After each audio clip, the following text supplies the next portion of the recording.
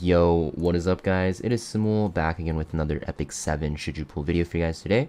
And today we're going to be talking about the banner that will be replacing Lilias in the next 3 days. Taeyu's banner will be here for another week because he is a new unit that is released into the game. If you guys are curious whether he is worth pulling for, you guys should check out my last should you pull video talking about Taeyu and if he's, good. We basically go over his skills and what my first impressions are, and just to summarize what he's used for, he's basically used as a Hwayoung and Peira counter, but the thing is, he's not like a hard counter as people thought. Hwayoung and Peira is still very usable against him, but he is somewhat of an answer against those units. Before we get started with the video though guys, if you guys aren't already subscribed to my channel, make sure you guys hit that subscribe button. It really helps my channel a lot and you'll get alerts when new videos like this release and new guides. And also make sure you follow me on Instagram for updates on my personal life. We also have some giveaways going on in the near future, and if you guys want to be a part of that, make sure to check that out as well. That being said, let's talk about Lilias. So first we're going to talk about where Lilias is good in. So PvE. In the past, guys, Lilias was one of the best units for PvE. She's a very, very good knight that's super tanky and she had a lot of utility. She also was very, very strong because she had a lot of DPS potential, as you'll see from her S1. The thing is, she's not really used as much anymore because Adventure Ross was released. And Adventure Ross is different from Lilias in what they function as, but for the most part, you can take Adventure Ross into areas where Lilias is already good in and he will do just as well or maybe even a little bit better. So for the most part, for PvE, Lilias is not as OP as before, but she's still a very, very good unit. It's just that Adventure Ross is just like super broken, right? That being said, where is she good in PvP? So in PvP, she's a pretty good cleanser, but thing is, she's pretty not fast anymore, and you need to actually run her on different stats rather than only speed, so it's really hard to use her as a dedicated cleanser. She is good as a cleaver though on offense, because you'll see from her S3 that if you use her with certain units, she can be very, very strong. She's also okay as a defense unit in Guild Wars if you pair her with Conquer Lilias and like Senya. Pretty common defense in higher Guild Wars, maybe not super common, but you see it sometimes and it's not that bad. But yeah, the only thing that Lilias shines in my opinion, for both PvE and PvP is going to be like Hall of Trials. She's a very, very good unit there because of her S1. Also, she's very, very good in Hell Raid as a cleanser against the Juliet Council boss, which has a lot of poison. She's very, very good there. She's also very good in auto Hell Raid teams. She's almost mandatory in some of the boss fights, so you can always use her there as well. That being said, let's go into her skills. So S3 is an AoE attack that will dispel all debuffs from all allies. It's a full cleanse.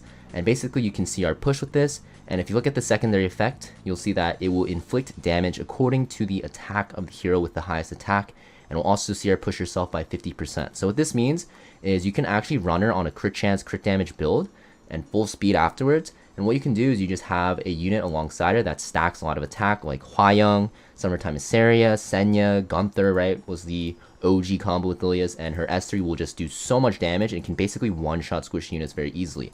Very, very cheesy build, but actually very strong as an arena offense cleave if you take her into the right teams, and pretty fun to use in my opinion. Next we have her S2, which is a Provoke, and we'll also give her a Barrier. This is very strong if you soul burn it because you can provoke some soul weavers. She's very good against like slower teams which feature a lot of soul weavers because of this, because she becomes very tanky with the barrier, and she will also provoke. The barrier isn't that big though. You're gonna see that it doesn't have like an extra scaling with her max HP or anything, so it's not as big as you think it'd be. Next we have her S1, which is similar to Conquer Lilias' S1, which is going to be a single target attack that will trigger a dual attack from a random ally, and this will deal more damage proportional to the caster's max HP. So it's very, very good because if you bring alongside a DPS unit with the random dual attack, it does a lot of damage and it just is very, very powerful. Thing is, Conquer Lilias' S1 is a little bit better because Conquer Lilias is a dedicated opener, so she'll always be cycling this super, super quickly. But Lilias' S1 is still very good. It was kind of the primary reason why she was a very strong unit in the past. When she like first was released, she was kind of like there's kind of like a meme where she was like an ML unit that's fire because of how strong she was back in the days. But she kind of got power crept, and I do expect her to get buffed or at least get an exclusive equipment sometime soon, because she has definitely fallen out of the meta for both PvP and slightly for PvE, except for like Hall of Trials and some Abyss Force and stuff like that, and Raid, right? So yeah, this unit pretty decent. Nothing special though. If it was a different time period, right, then yeah, you would definitely want to pull for her. But because there's so many good options now that can replace her, like Adventure Ross in PvE, and in PvP, you can basically replace her with basically anything because she's not that good in the current meta. She's not that great. Like, the best thing that she can do right now is cleanse for your team, but there's so many cleansers, right? You don't really need any more cleansers anymore. Like, Smilegate has released so many cleansers since Lilias' inception, so not really worth pulling for in that regard. Also, with the timing of the banners, guys, we have that triple banner going on, right? You want to use your bookmarks there. We have Teiyu, which is a decent unit for PvP. We also have the collab, if you guys didn't know. They're most likely going to be rerunning ReZero in the near future, so you might want to save your bookmarks for that. We also will have some more summer limiteds, and I do think that they will release a fresh new limited in the near future as well, because it's been some time since they released a new one. So that pretty much sums it up for what I think about Lilias, guys. Now let's talk about her artifact. So we have Lilias' artifact, Bastion of Perlutia. So you're going to see that this artifact is only for knights, so only knights can use it.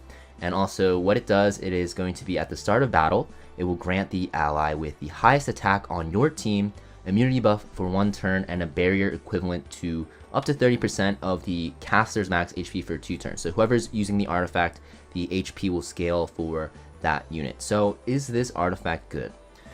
So wow, this artifact, guys, I remember there was a meta in Guild Wars where this was very, very good on certain knights, such as like Aros, when Aros was on defense teams a lot, and you just pair him with like a super heavy hitting DPS unit to abuse like dual attacks, and the immunity buff was like super good because on that DPS unit, on that said DPS unit, you didn't have to waste a set on immunity set. You can go for full damage. Like, very commonly I saw this with like Spectre Tenebria or even like SSB, right? Because SSB is very, very stat hungry, and you can just forego that immunity buff on her and then go like HP or defense. But the thing is, like I said, like Spectre Tenebria on defense is very bad now because Bellion's out, right? There's so many counters. SSB, like Rimuru just one-shots her. Violet after the buffs just, you know, kind of farms her and puts her in the dirt. So it's really hard to say if this artifact is worth buying for with powder. I'm not saying this. Now, I'm not necessarily saying that this artifact is trash. I think it is very niche, and in the right situations, it can be very good because the barrier is super thick. Like, imagine you put this on like an FCC, which I've seen it put on, and FCCs can go up to like 30k HP.